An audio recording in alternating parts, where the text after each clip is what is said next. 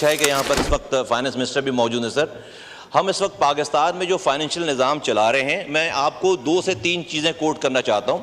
قائد اعظم محمد علی جناح رحمۃ اللہ علیہ نے 1948 میں جب اسٹیٹ بینک کی بلڈنگ کا افتتاح کیا تو انہوں نے یہ کلمات ادا کیے. صرف ایک لائن میں ان کے خطاب سے پڑھ کر سناتا ہوں کہ اسٹیٹ بینک کی عمارت کے افتتاح کے موقع پر قائد اعظم محمد علی جناح نے فرمایا، ہم مساوات اور معاشرتی انصاف کے حقیقی اسلامی تصور پر مبنی ایک معاشی نظام دنیا کے سامنے ہمیں پیش کرنا ہوگا. پھر اس بات کو آگے بڑھا کر جس ایوان میں آج ہم بیٹھے ہیں اور جس آئین کے تحت بیٹھے ہیں، شہید جمہوریت جناب شہید ذوالفقار علی بھٹو صاحب نے 1973 میں جو آئین بنایا سر، اس کا جو پریمبل ہے، وہ پریمبل کیا کہہ رہا ہے؟ جس الفاظ سے پاکستان کا آئین شروع ہو رہا ہے کہ whereas the sovereignty over the entire universe belongs to Almighty Allah alone and the authority to be exercised by the people of Pakistan within the limits prescribed by him is a sacred trust. اور پھر یہی نہیں سر، آگے چل کے جب ذوالفقار علی بھٹو صاحب نے قائد اعظم کی اس بات پر یہ وجہ پیش آئی کہ بھائی یہ نظام، فائنینشیل نظام اس طرح سے نہیں چل رہا جس طرح سے قائد اعظم نے پرسیو کیا تھا، ویژن تھا ان کا، تو ذوالفقار علی بھٹو صاحب نے اس آئین کی کتاب میں 1973 کے اس آئین میں کے آرٹیکل 38F، ایک لائن کا آرٹیکل ہے، صرف میں آپ کو صرف پڑھ کے دکھانا چاہتا ہوں، پڑھ کے سنوانا چاہتا ہوں اس کو. آئین کے آرٹیکل 38F میں ایکسپلیسٹلی اس کی کسی ترجمے کی، کسی تشریح کی ضرورت نہیں ہے، کسی کانسٹیٹیوشنل ماہر کی ضرورت نہیں ہے، اور وہ یہ لکھا ہے کہ ایلیمینیٹ ربا ایز ارلی ایز پاسبل. یہ جو سودی نظام ہم چلا رہے ہیں اس ملک میں، اس کو 1973 کے شہید ذوالفقار علی بھٹو صاحب نے لکھا ہے کہ ہم اسے ایز ارلی ایز پاسبل اس کو ختم کریں گے. ایز ارلی ایز پاسبل کب تک؟ 51 سال ہو گئے، 73 سال ہو گئے اس ملک کو بنے ہوئے، 51 سال ہو گئے اس آئین کو بنے ہوئے.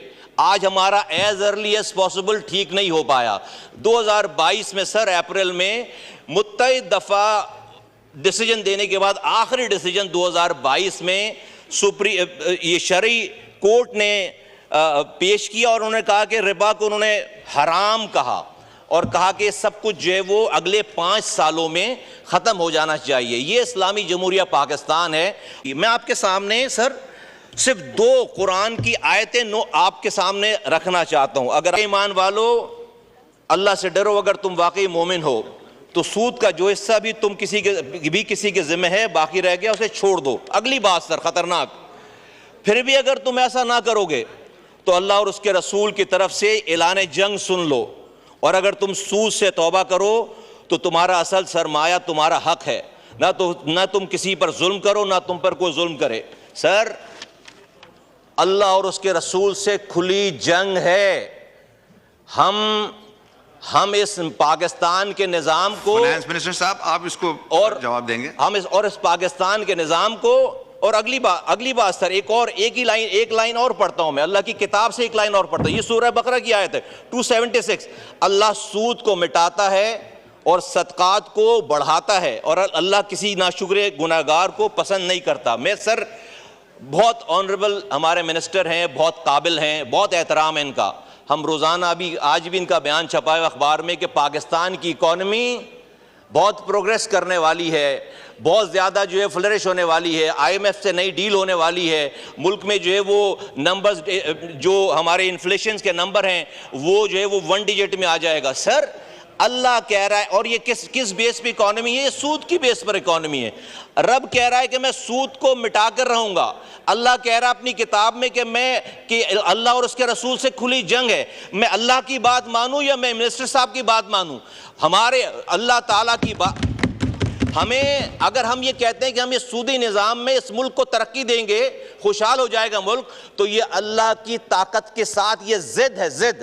اس کا مطلب ہے کہ اللہ اور اس کا رسول اس ملک میں ہم سے یہ جنگ نعوذ باللہ ہار گیا ہے.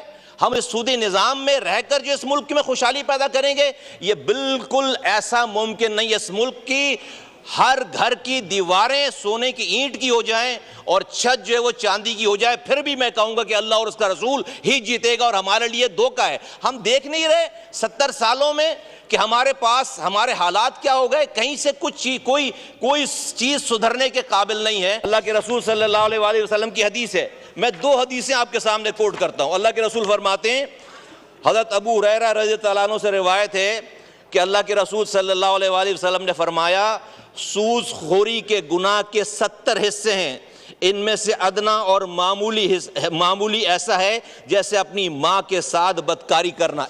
نبی کریم صلی اللہ علیہ وآلہ وسلم نے فرمایا، جس قوم میں سود اور زنا پھیل جائے وہ دنیا میں ہی مستحق عذاب ہو جاتی ہے۔ سر، اللہ کی کتاب مان نہیں رہے، قائد اعظم کو مان نہیں رہے، اللہ کے رسول کی کتاب کو، اللہ کے رسول کی بات مان نہیں رہے، ذوالفقار علی بھٹو کا یہ آئین 38F مان نہیں رہے، ہم کہہ رہے ہیں کہ جو ہے وہ ہم بڑے اس اپنے دماغ کو لگا کر ہم اس ملک کو خوشحال کریں گے۔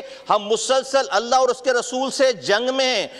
یہ پائلٹ آیا تھا انڈیا کا، اس کو ہماری فورسز نے مار گرایا، اس کو 2 سے 3 دن میں ہم نے مرم پٹی کر کے چائے پلا کر اس کو واپس بھیجا کہ ہماری کوئی جنگ نہ شروع ہو جائے، ہماری کو مسلسل جنگ نہ شروع ہو جائے۔ انڈیا سے جنگ کرنے کے قابل نہیں ہے مسلسل اس وقت ہم، اور ہم اللہ اور اس کے رسول سے 70 سالوں سے جنگ کر رہے ہیں۔ کارگل کا واقعہ پیش آیا، نواز شریف صاحب بل کلنٹن کے پاس گئے امریکہ کہ جنگ رکواؤ، ہم نے جلدی جنگ رکوائی کہ امریکہ سے جنگ کرنے کے قابل نہیں ہے۔